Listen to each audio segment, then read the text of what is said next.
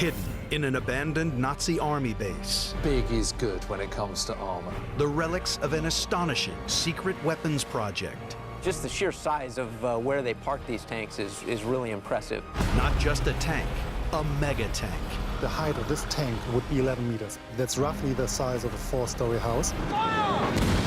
Inspired by the Führer himself. This is it! This is what I want! Hitler absolutely buys into the idea that big is better. Designed to crush the enemies of the Third Reich. It must be horrifying and terrifying to the enemy to face this. This is the incredible story of the Nazi engineers who built Hitler's super tanks. It's a masterpiece. And the aces who rode them into battle. Kill ratios were very high. In the space of 15 minutes, Michael Wittmann destroyed 13 tanks. The biggest construction projects of World War II. Ordered by Hitler to secure world domination. Now they survive as dark reminders of the Führer's fanatical military ambitions. These are the secrets of the Nazi megaweapons.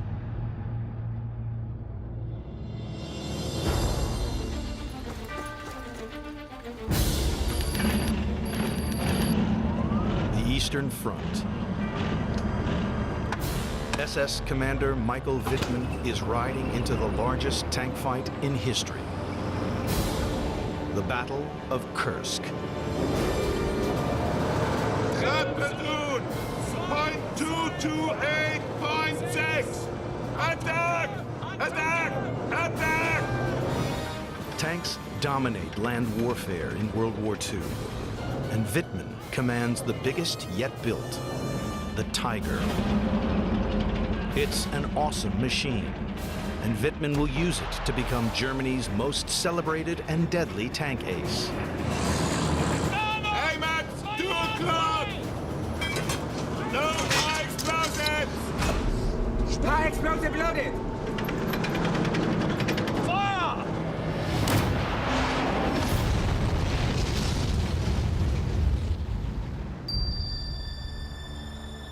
Today, only a priceless handful of Hitler's huge Tiger tanks remain. And just one reveals how they were put together. It's the only occasion you can see this tank and its pieces like a gigantic puzzle. Tank historian Ralph Raths is exploring Nazi Germany's entire super tanks program. Because, thanks to Hitler, the awesome Tiger was just the beginning. Hitler himself was fascinated with big tanks, and he was the driving force behind them getting bigger and bigger. Hitler's obsession with giant tanks and big guns begins in World War I. As a corporal on the front line, he witnesses the power of heavy artillery firsthand. Hitler would have experienced this massive weight of firepower, this incessant shelling. This would have been something that would have been burned into his memory from his years as an infantryman. People tend to view the First World War as the war of the machine gun, but really more than anything else, it was the war of the artillery piece. Guns get bigger, they get heavier, they get longer range, throwing bigger and heavier projectiles further distances. In World War I, Hitler doesn't just watch artillery getting bigger. He sees it become more mobile. With the arrival of the first tank, Britain's Mark I.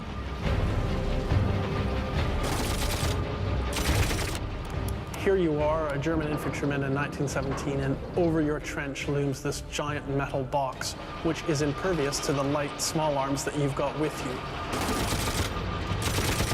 It must have been an extremely frightening experience the first time one of those tanks crossed over a trench. 15 years on, Hitler rises to power, promising to avenge the losses of World War I. But peace treaties ban Germany from building tanks, a must-have weapon for modern armies. So Hitler approves their development in secret.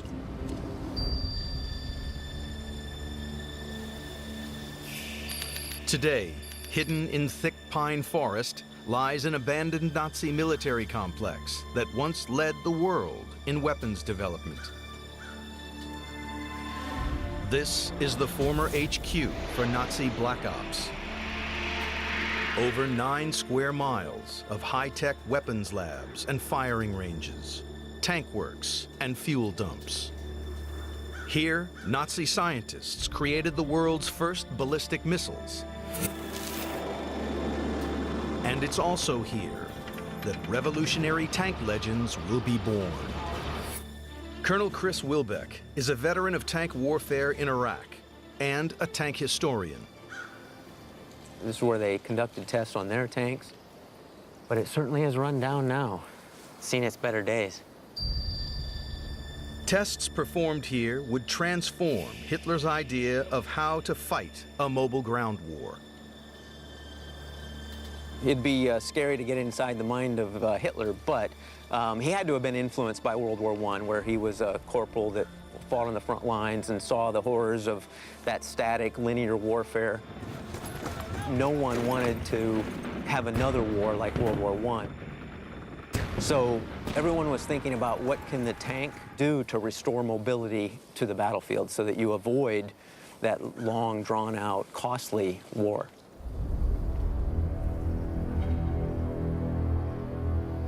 At Kummersdorf in early 1935, Hitler is shown the first Nazi tank, the Panzer I. It can move at 25 miles per hour, 8 times faster than the tanks Hitler saw in World War I. When he was presented with a display of what tanks could do here at Kummersdorf, he had to be impressed. This is it. This is what I want. Hitler's new panzers promise unprecedented mobility on the battlefield. But there is a problem. The panzers that so impress Hitler are really tiny. They're 6 foot high, they're only armed with machine guns, there's 2 men in them, but very quickly they realize that these tanks are just not going to cut it in a modern war. Between 1934 and 1939, Nazi Germany produces a series of bigger panzers with bigger guns. The Panzer II gets a cannon, and then the Panzer III gets a slightly bigger cannon, and the Panzer IV is a yet bigger cannon than that. So they go from, say, 5.8 tons, which is the size of the Panzer I, to 20 tons, which is the size of the Panzer IV. In just 5 years, Hitler's panzers quadruple in size. No longer a secret, the panzers are about to go into action for the first time. In September 1939, these tanks smash into Poland, kickstarting World War II. The unprecedented speed and power of panzer warfare spawns a new word, blitzkrieg, lightning war.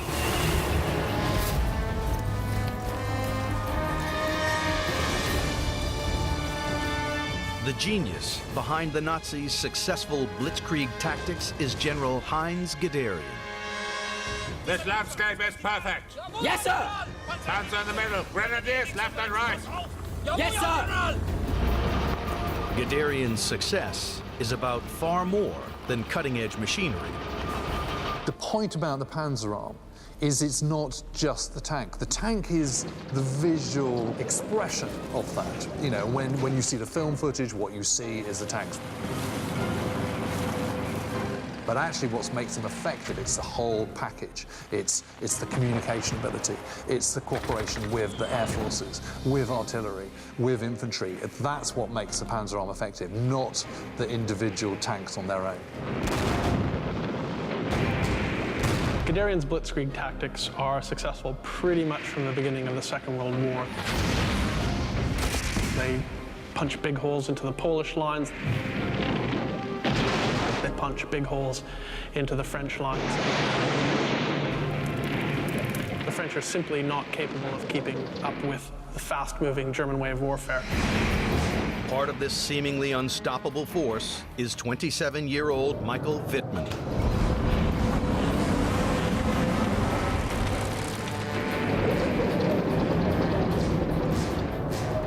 A farmer's son who has risen through the ranks of the SS. He is forging a reputation as a commander with an uncanny knack for killing the enemy.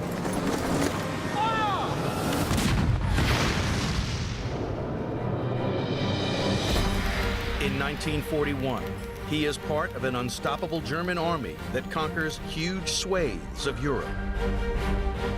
Now, Hitler turns his tanks east for the invasion of the Soviet Union. Operation Barbarossa.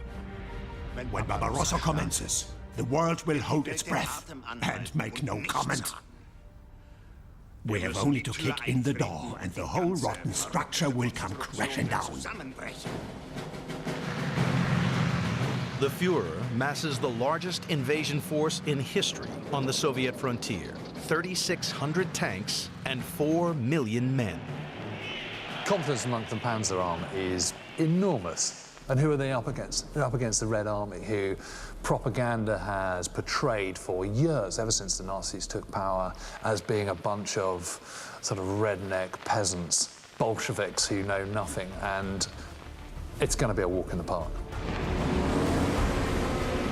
On June 22nd, 1941, Germany invades.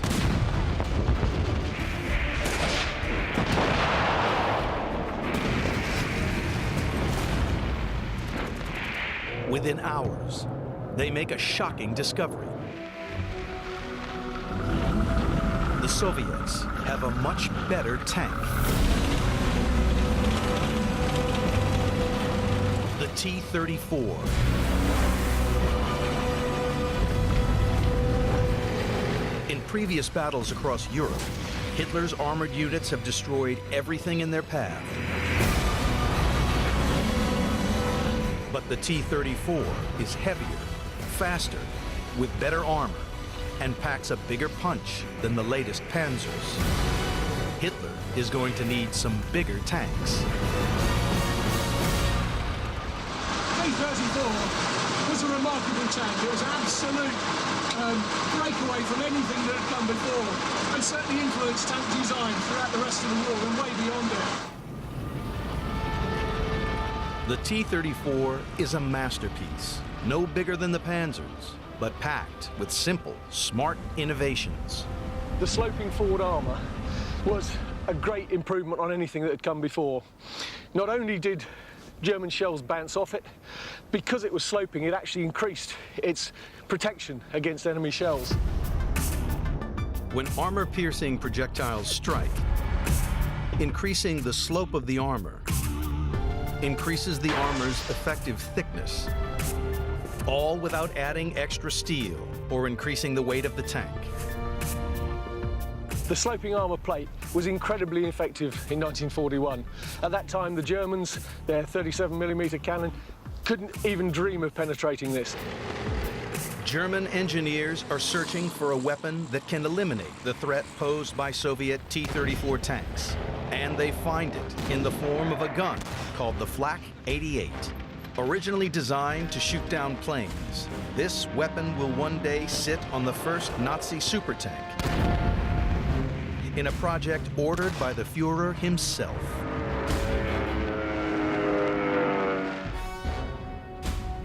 One of the big advantages of the Flak 88 was it was able to bring down the barrel horizontally. Not every flak gun had this.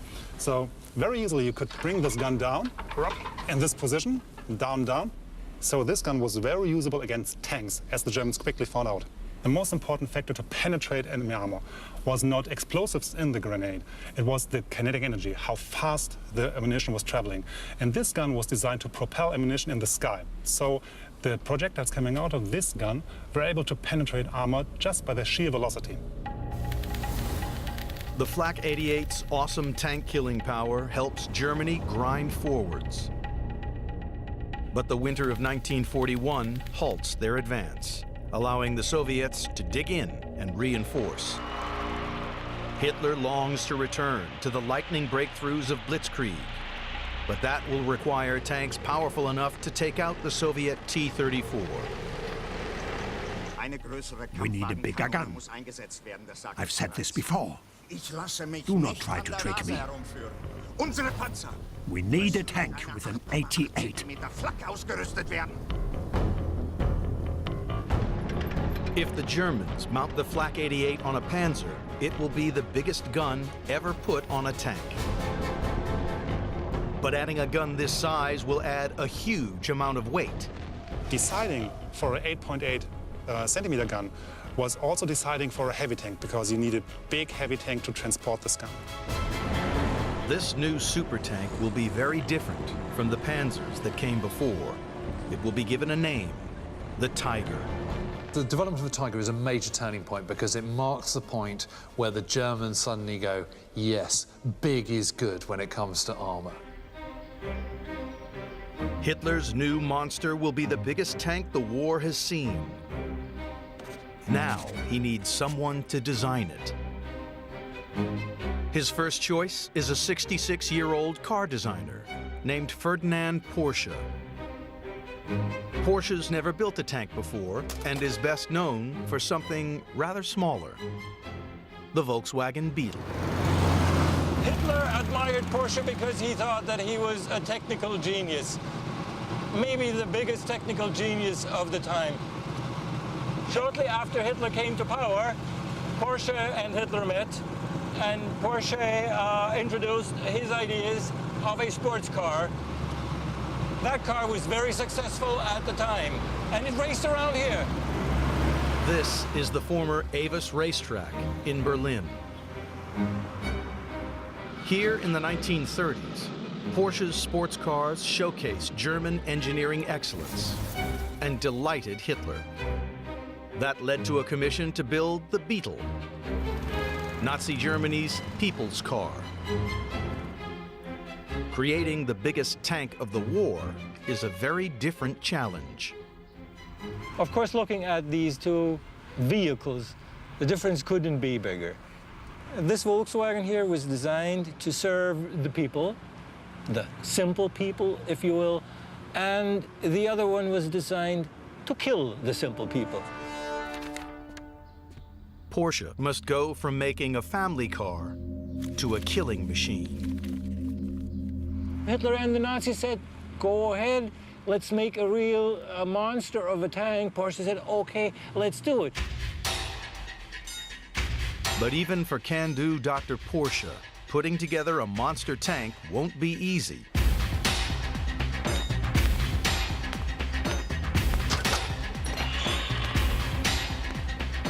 Today, at an old flour warehouse in Switzerland, an exceptionally rare Tiger II tank is being rebuilt from scratch.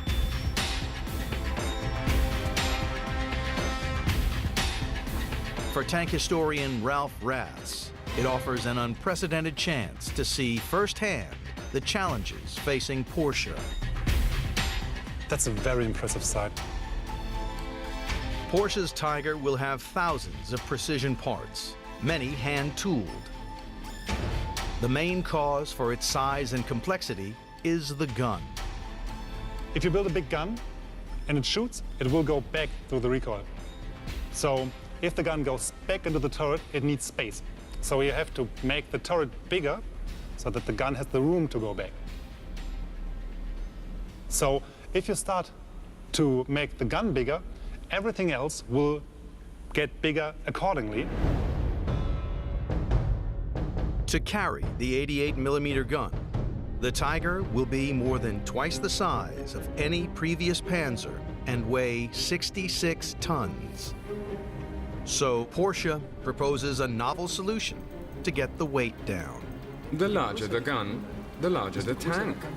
More steel. Why are tall people constantly forced into these tanks? It seems like a waste of material when we have so little to spare.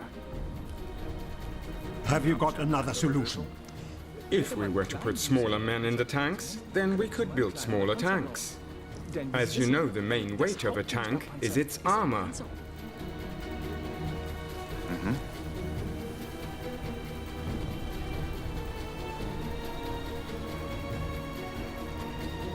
This is an interesting idea. Herr Professor, it's well known that short people are braver. Porsche's idea of putting little people into the tanks is once again a proof how he was thinking only as an engineer, only technical. Much more important than the question how tall or short a person was how well trained and drilled and educated the person was. Porsche's plan is rejected by German generals. He must design a tank big enough for normal-sized people. The pressure on Porsche is compounded by the announcement that a rival German engineering giant, Henschel, will also make a prototype. Now, each firm must somehow design an engine that can cope with the Tiger's immense weight. The Henschel engineers took the classical path. They put an engine in the back of the tank, a transmission through the whole tank, and then generating power on the axle of the tank via torque on the tracks. That's the classical way to power a German tank. Porsche, on the other hand, used a combined diesel-electro engine, meaning that he had a diesel engine powering 2 electromotors on each track separately, which had the great advantage that there was no transmission needed at all. Porsche's system does away with mechanical gears, which are heavy and take up valuable space. It's a bold, visionary idea that won't be adopted for mass-produced cars until the 1990s. But will it work on a revolutionary new tank? Hitler's 53rd birthday. His treat to watch demonstrations of the 2 rival Tiger prototypes. Porsche is so confident his version will get the Führer's approval that he's already building 100 chassis. When Porsche and Henschel presented their prototypes on Hitler's birthday in 1942, the classical conservative design of Henschel proved very well on the testing fields. They drove around, they did everything they were asked for. The machine worked.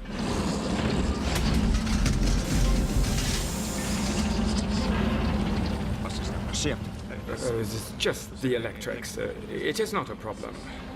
The Porsche Tiger, on the other hand, went up in flames internally and didn't accomplish anything on the testing field. So the decision was quite clear. Porsche's innovative tank is a failure. His engine is too complicated and suffers repeated fires.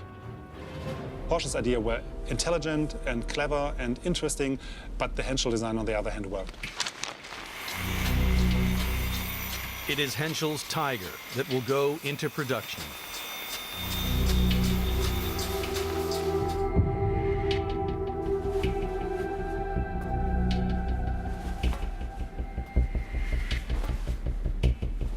For tank experts like Colonel Chris Wilbeck, Henschel's Tiger remains a legendary machine. It's close to 70 years since the first Tiger was built, and it's still just very physically impressive tank, even today.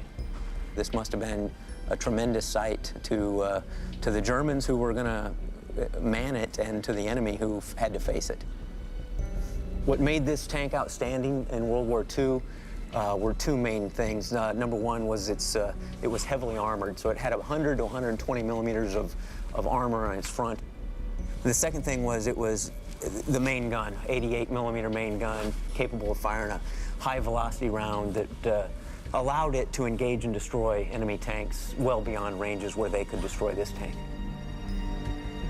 The Tiger is more than twice the size of the main Soviet tank, the T-34.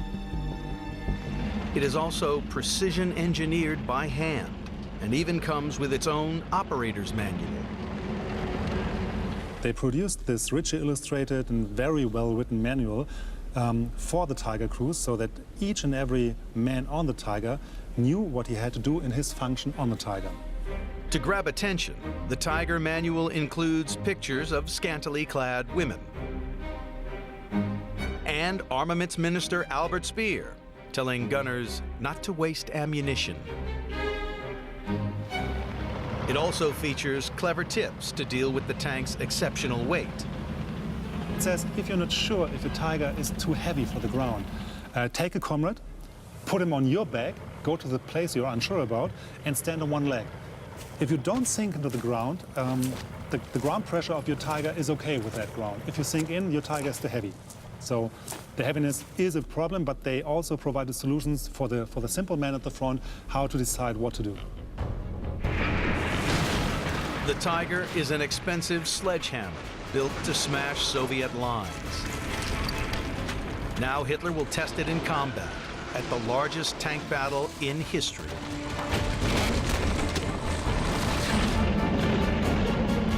Will his decision to go big pay off?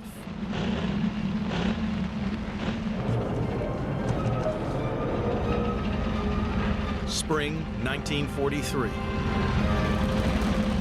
The Russian front. The German forces are preparing to attack a 124-mile bulge around the city of Kursk. The reason the Germans want to do this, to attack here, is twofold. First, because they want to reduce the front by 170 miles. The main reason is to take on the biggest concentration of Soviet forces head on and hopefully defeat them.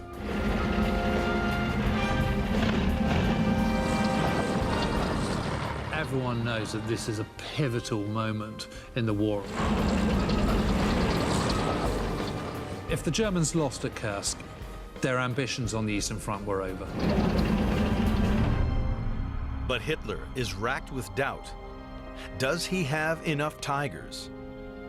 He delays for 2 months so more can be made, allowing huge Soviet defenses to gather.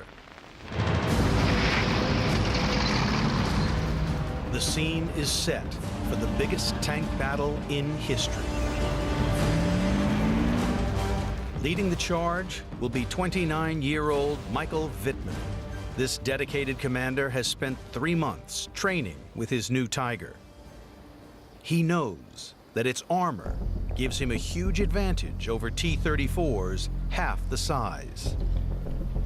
They can't pierce our armor unless they get within 600 meters. Should we keep our distance from the enemy tanks? No! Give it the gas and let them have it! But that means... Give it the gas and let them have it!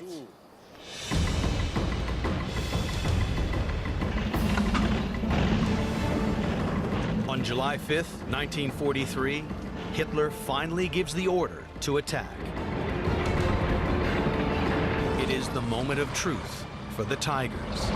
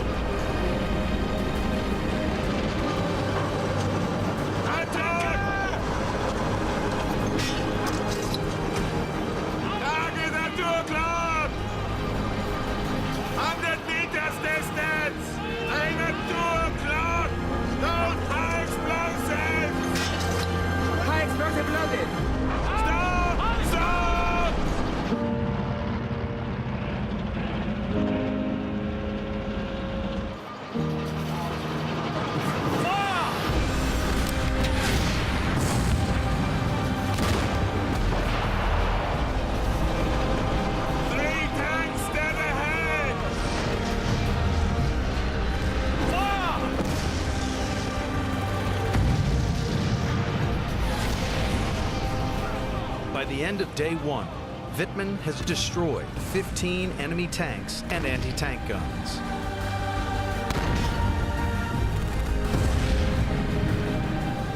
Hitler's Tiger is a deadly success. They need us! He's turning to fire! In terms of effectiveness of killing enemy tanks, of destroying enemy tanks, the Tiger was very effective. Kill ratios were very high. After 5 days fighting, the Tiger helps German forces advance up to 18 miles. But despite the carnage, the Soviet T-34s keep coming.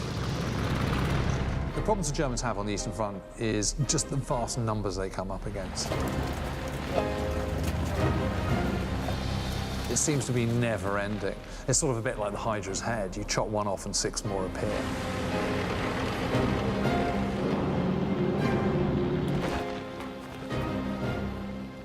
Lieutenant, there are thousands of them. Listen to my orders, repeat them, otherwise stay silent. Concentrate, that way we might stay alive.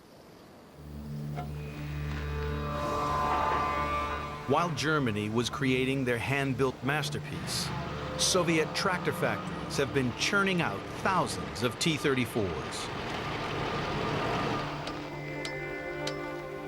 The high-tech Tiger is massively outnumbered. It is also worryingly high maintenance. It was very mechanically complex. It was also very heavy, which meant that it had problems with its engine, transmission, and suspension, which caused it to have lots of breakdowns. Like many of the Tigers sent to Kursk, Wittmann's tank is not being defeated by the enemy, but by its own complex engineering. German records indicate that about as many tanks were destroyed by their own crews to avoid capture after they'd broken down or been damaged than were engaged and destroyed by enemy fire. Germany has too few Tigers to break through Soviet lines over 60 miles deep. After losing 54,000 men and over 250 armored vehicles, Hitler abandons the Kursk offensive.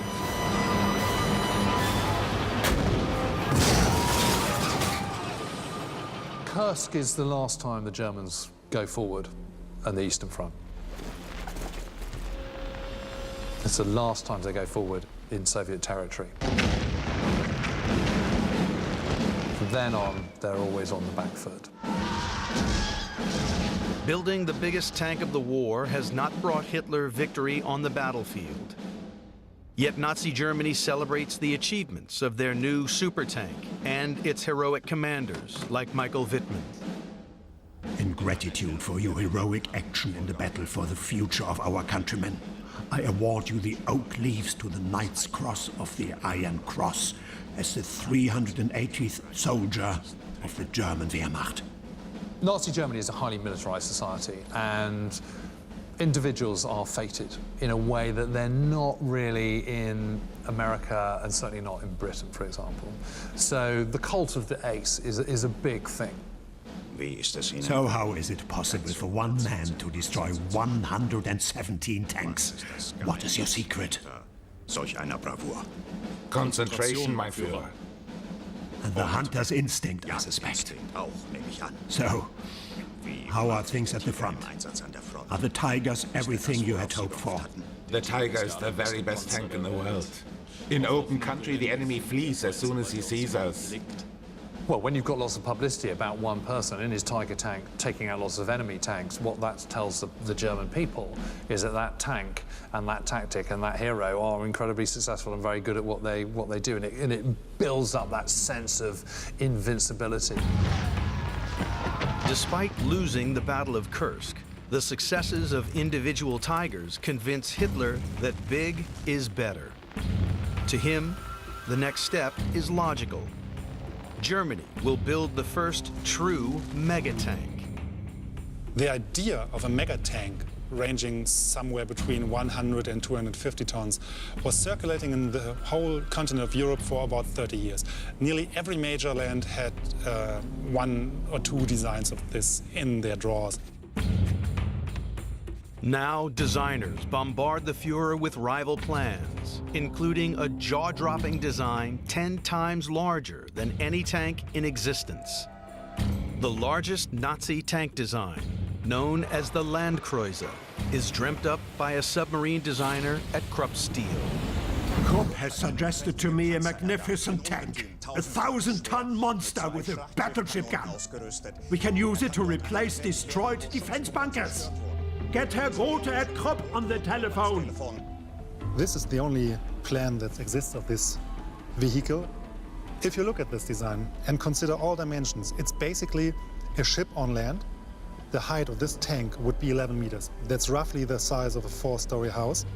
And the overall length of the whole design would be up to 39 meters. This design was so big that normal engines were out of the question. In this case, the designer Grote was a U-boat designer, so he took what he knew. He took ship engines with a roughly 2,200 horsepower and planned to install 8 of them. The Landkreuzer is nothing less than a battleship on wheels. In June 1942, Hitler approves the plans. I want a tank of 1,000 tons. Truly nothing could stop it. Incredibly, the Germans also consider an even bigger tank. The idea was to take the heaviest German artillery piece they had, the 80-centimeter gun called Schwerer Gustav, resulting in a design that had roughly the same exterior data like the Landkreuzer, but was 50% heavier. So the whole design of the Landkreuzer monster, its nickname, would have been at a weight of 1,500 tons. These steel monsters are designed to terrify the enemy by sheer size. But this size creates a huge problem: lack of mobility. Certainly it must be horrifying and terrifying to the enemy to face this. But really, they would never have to face it unless you plunked them down in front of it, because the thing could have never gotten anywhere. The Landkreuzer is a tank supersized beyond practical use. Realizing this, Armaments Minister Albert Speer shuts the project down. But Hitler's desire to build a megatank is unstoppable. He turns to Dr. Porsche. This legendary car designer failed in his bid to build the Tiger, but now he has a shot at redemption. He still believed that Porsche was basically a genius, and maybe this time something very good, something very new would come out with far more battlefield power than the other classical designs. What would be the purpose of such a tank? Nothing could stop a land battleship of this size. Of course, it would not travel alone, but with an escort of smaller armored vehicles. It also seems to me we could use some steel bunkers. Suppose one of our concrete bunkers was knocked out. This steel monster could quickly plug the gap again and again.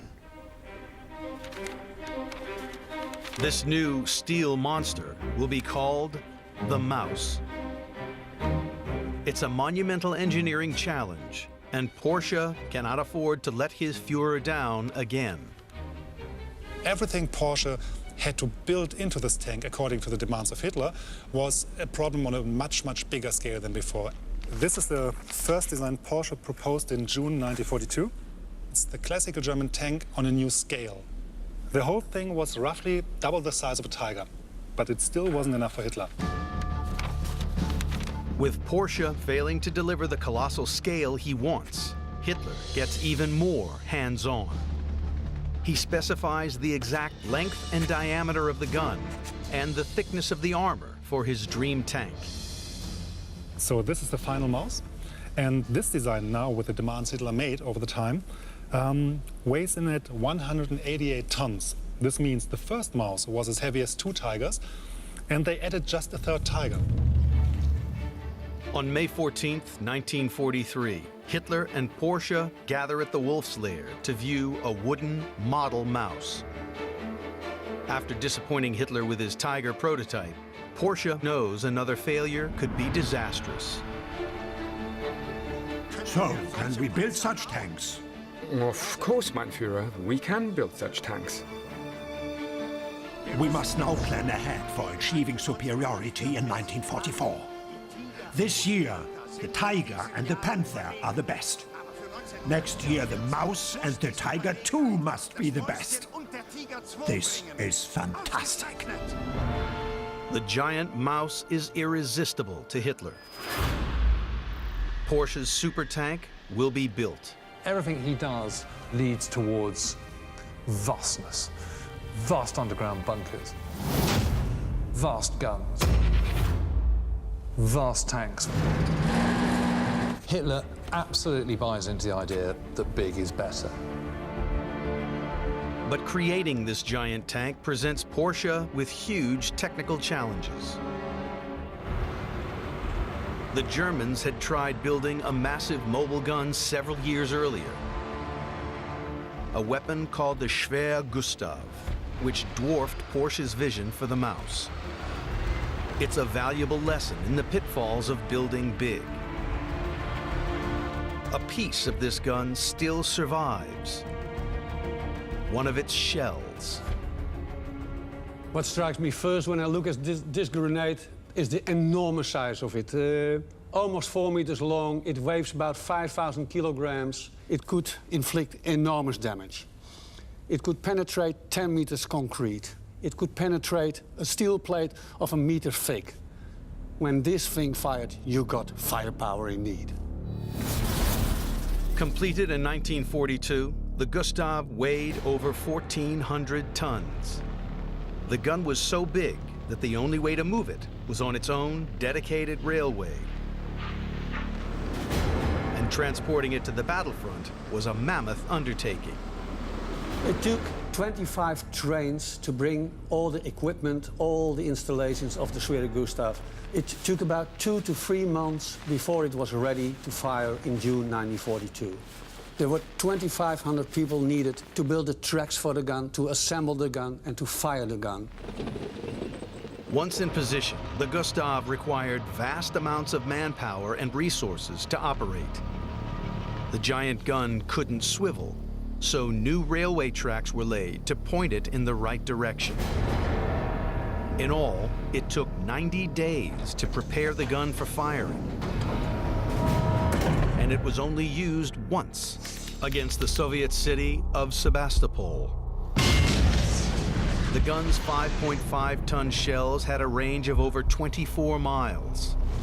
Spotter planes were needed to see where the shells landed. 500 meters too short. Adjust by 2 degrees. Jawohl. Over a period of 8 days, the Gustav obliterated several large forts surrounding Sebastopol. It was able to destroy some heavy fortifications, but at a price. It could fire 48 shots and then its barrel was worn out completely. Propelling its 5.5-ton shells at supersonic speeds had wrecked the barrel. It needs enormous maintenance to keep it in working order. And because of its dimensions, of course, it's very vulnerable to air attacks. Was the Swedish Gustav a successful weapon? In the end, you have to answer no. When building his Maus tank, Porsche has to mount a large gun on the biggest tank ever built. Unlike the Gustav, though, it has to be practical and maneuverable. And crucially, it must deliver Hitler the lethal killing power he craves. The Führer desperately needs weapons that can reverse the crushing losses in Russia. Weapons capable of striking fear into his enemies. Most Germans know that the war is not going to be won from 1943 onwards. But Hitler is still clinging on to this 1,000-year Reich concept. And because he's always been such a technology buff, he starts to put increased amount of faith in wonder weapons. You know, whether they be rockets or jet aircraft or even, you know, Maus tanks.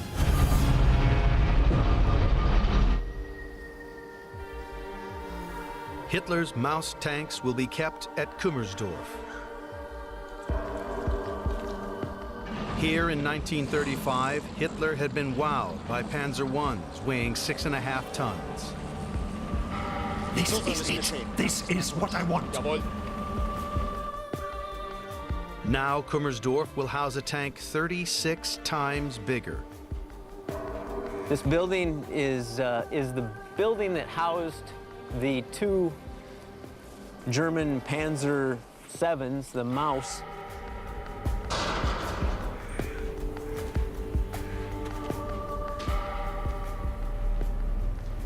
This was where all of their new weapons were tested and made sure that they met the specifications. But just the sheer size of where they parked these tanks is really impressive to see. Hitler and the Nazis have high hopes for the Maus tanks stored here. They were hoping that this would be a wonder weapon, that this would be of such, you know, a large moving fortress that could defeat anything in its path. But before Hitler can use the Maus in combat, its inventor, Dr. Porsche, must get it mobile. Despite his disaster with the Tiger tank, he still has faith in his pioneering diesel-electric engine. The pressure on the tracks was so good, so well distributed on the ground, that the tank actually was able to reach 15 to 20 kilometers per hour on the open terrain. Porsche managed to design the interior of the Maus so that this humongous, cumbersome, real big tank moves like a normal car, basically. And everybody who could drive a car could basically drive a Maus. From an engineering point of view, regarding the steering of the Maus, it's a masterpiece. Porsche's Maus is a technical triumph, but possibly not the most practical combat vehicle.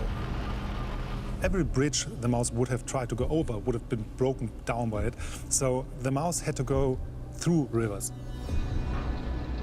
For that, you had to build a snorkel on the Maus, keep every hole in the Maus shut, and connect it to another Maus, because a Maus had this typical Porsche diesel electromotor, which wasn't able to function underwater.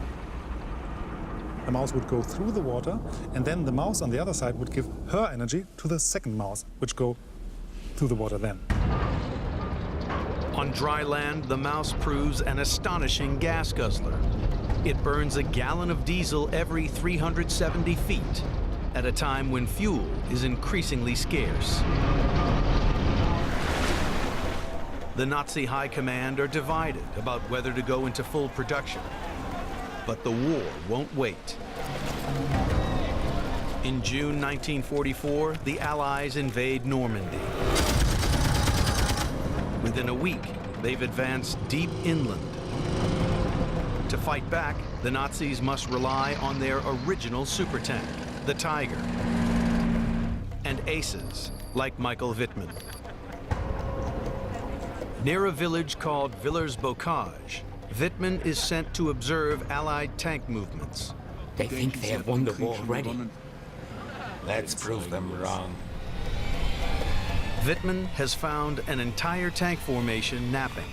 He decides to attack with just one Tiger.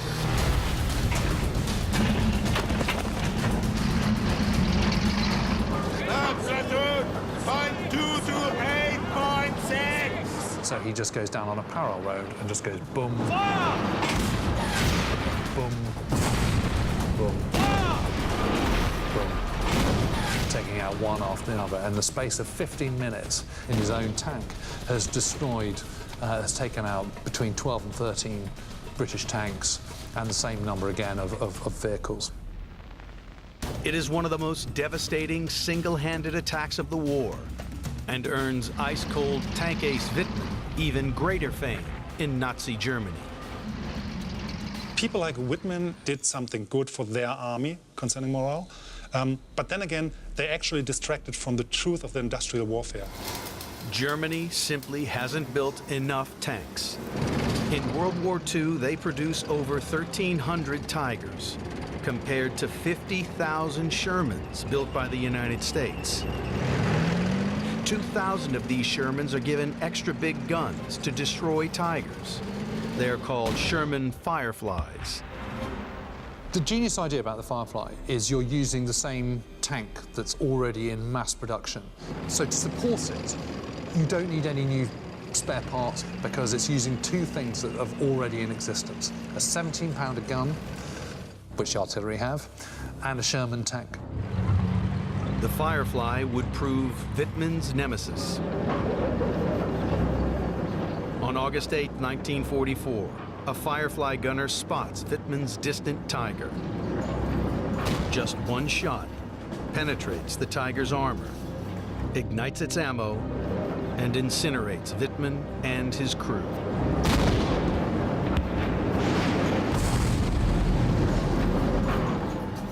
What Wittmann's test tells us is that this idea of building super heavy, super complicated wonder weapon tanks didn't work out because the Americans just took their normal mass-produced medium tank, improved it, and killed Wittmann and his Tiger. As the Allies close in from east and west, defeat for Nazi Germany creeps closer. At Kummersdorf, Ferdinand Porsche continues to test his mouse. But only 2 prototypes are ever made, and the mouse halls are never finished. The mouse was a marketing trick. It was to keep people believing in this silly war, in this vicious war, even when everything was lost. And it was obvious to everybody that things are lost. In March 1945, the Soviets reach Germany and discover 2 abandoned mouse tanks close to Kummersdorf. They would go on to test the mouse, but concluded that it had little practical use. No tank this big would ever be built again. I would say that the mouse was an evolutionary dead end in terms of tank development because it didn't have the mobility necessary to accomplish really anything practical on the modern battlefield. Modern tank design has sort of capped out at around 70 tons. Much bigger than that, and you are starting to damage the infrastructure around you. The vehicle becomes immobile. The mouse, like the Gustav gun, was a weapon supersized far beyond the practical. The result of Hitler's love of the very, very big. He always favored designs that just convinced because they were bigger or more thickly armored or were better armed. He always looked for technical growth rather than what was suitable for the battlefield. They have these huge ambitions for vast amounts of concrete, metalwork, machinery, buildings and constructs, and yet they don't have the resources to produce that stuff, and yet they still do anyway. And it's just mad. I mean, it just makes no sense whatsoever. Some of Germany's best engineering brains were engaged in satisfying Hitler's desire to build the largest tanks and guns the world has ever seen. Yet in the end, the Allies proved that large numbers of tanks were far more decisive than their size.